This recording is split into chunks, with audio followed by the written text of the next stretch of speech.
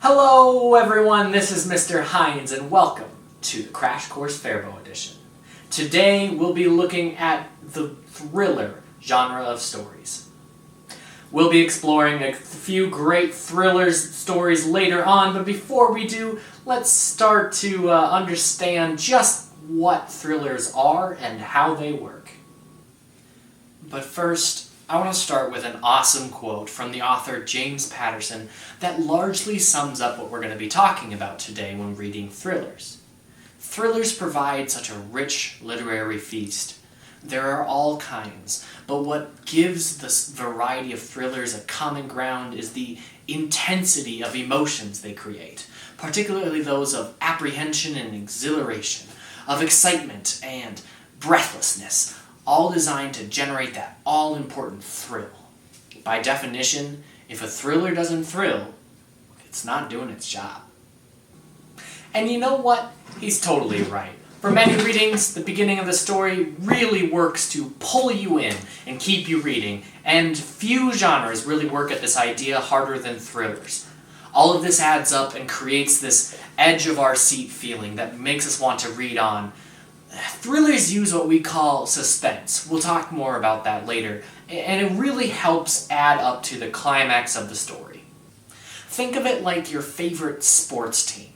They're in the playoffs and every game is down to the wire. You finally get to that last game and your teeth are chattering with apprehension and nervousness. That's suspenseful, right? You're on the edge of your seat, your heart is pounding, you want nothing but the best for your team, you want them to get that victory, but you aren't sure if it's going to actually happen.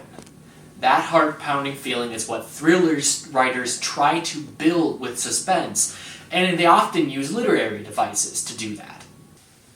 But Mr. Hines, what kind of literary devices do they use? I know, Student Hines, we'll get to that. In addition to using literary devices, thriller writers try to create a main character, or protagonist, who is easy to identify and agree with, hopefully making you want to read on. And finally, thrillers are just fun to read. A good thriller captures you from the moment you start reading, and they don't really let you go until you've crossed the finish line, heart pounding and eyes wide. Okay, Mr. Hines, don't get too crazy. I know, Student Hines, but come on, they're seriously fun. So anyway, some of you might have read famous thriller books or watched some classic thriller movies, and that's because people all over the world love this genre. Some famous examples to think about are stories by authors like Stephen King or Dean Koontz. Yes, their stories might be terrifying sometimes, but they also do an awesome job of keeping you on the edge of your seat for the whole ride. Also, for those of you who are Benedict Cumberbatch fans, go check out the Sherlock Holmes series. Mystery or crime-solving books and movies often fall under this big thriller umbrella. You history buffs, go check out the books and movies called The Hunt for Red October or the Da Vinci Code series. The guy I quoted at the beginning of this whole thing, James Patterson, he's sold over 300 million books, many of them thrillers. And for movies, Alfred Hitchcock is a classic thriller movie creator, and the Bourne Trilogy series is a great action and thriller movie series to check out as well. So in reality, thrillers are everywhere, and they're awesome. But how do we create them? Good question, Student Hines, and here's the answer. Like we pointed out, thrillers are driven by suspense, which we can define as the feeling of anticipation, or the feeling that something is about to happen.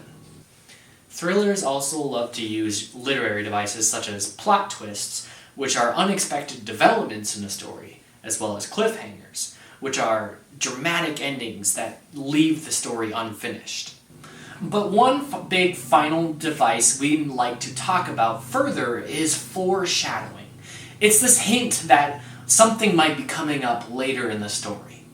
Mr. Hines, I remember foreshadowing. We've seen that before. You're absolutely right, Student Hines. Remember English 9 with Romeo and Juliet? That play used foreshadowing all the time.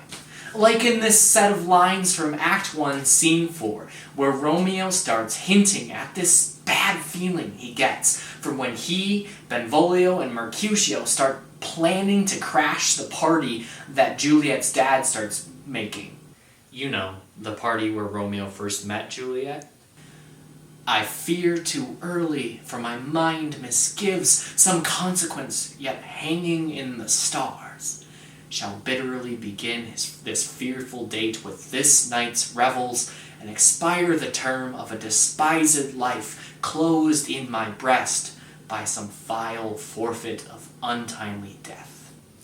Foreshadowing happens all over Romeo and Juliet, and they were great pointers at what was to come later, which was the death of Romeo and Juliet. And others, but that's a conversation for a whole nother time. Mr. Hines, I don't want to talk about Romeo and Juliet anymore. Let's get back to thrillers. I couldn't agree more, Student Hines.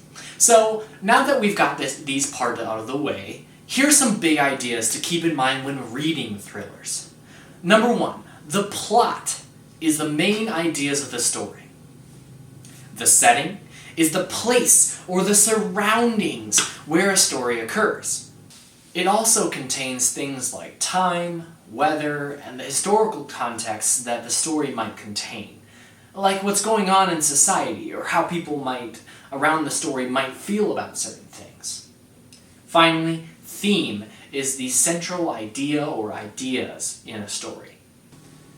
Authors typically help to create the setting and show the themes by using two big things. Number 1, we have figurative language, which is this description using the 5 senses, which is taste, smell, hear, see, and touch, in order to paint a picture around them. As well, the authors then use the way they describe each thing to create what we call a mood, which is the general feeling that you can get from reading a piece of literature.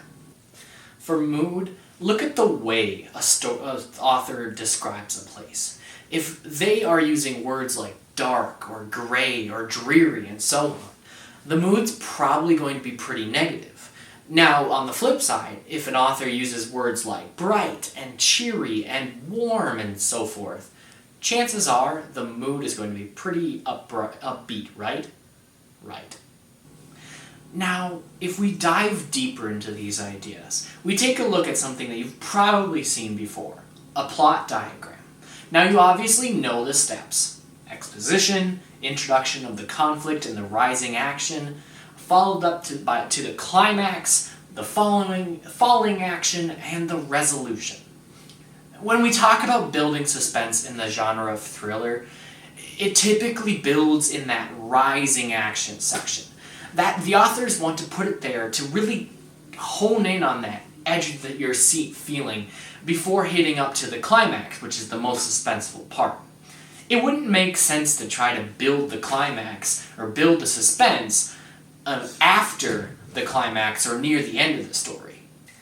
Unless, of course, it ends on a cliffhanger. As far as setting is concerned, it's pretty straightforward. It's hard to create suspense and a sad or dangerous mood when a story has nothing but sunshine and daisies and happiness, right? Mr. Hines, you're right. That'd be pretty peaceful. Thanks, Student Hines. Now, traditional thriller settings really focus on making an atmosphere that threatens violence at any moment. Maybe the evil opposing force, called the antagonist, sets a trap or devises this scheme to harm the protagonist. Threatening the life of a main character is a big part of the thriller genre, since it easily adds suspense to the story.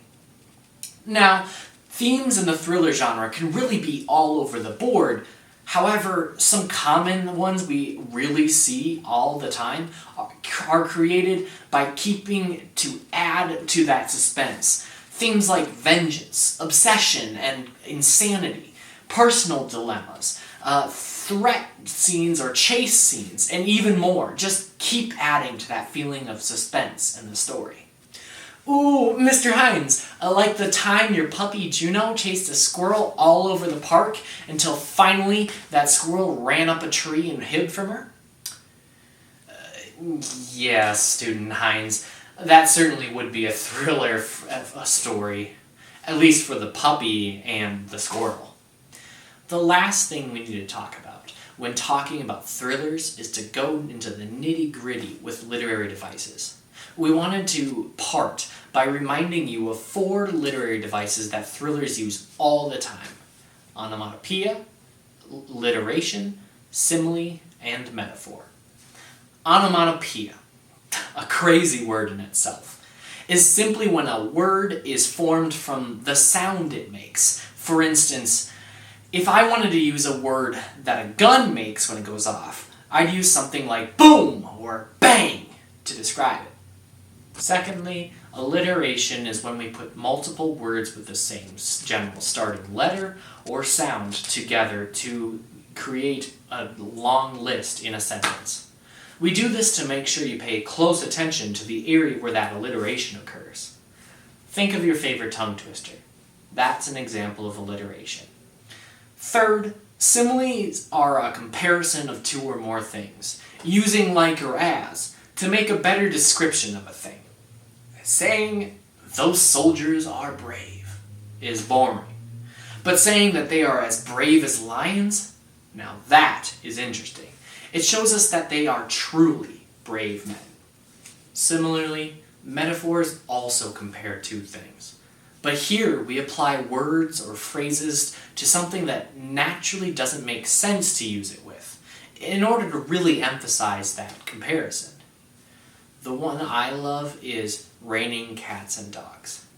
Obviously, it's not going to actually rain cats and dogs outside, but by using the words cats and dogs, we're really trying to emphasize just how hard it's raining outside. Thrillers are awesome, and we get to explore them a bit.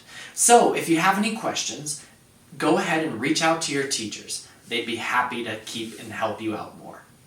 Please, folks, have some fun. Stay safe, and remember, don't forget to be awesome.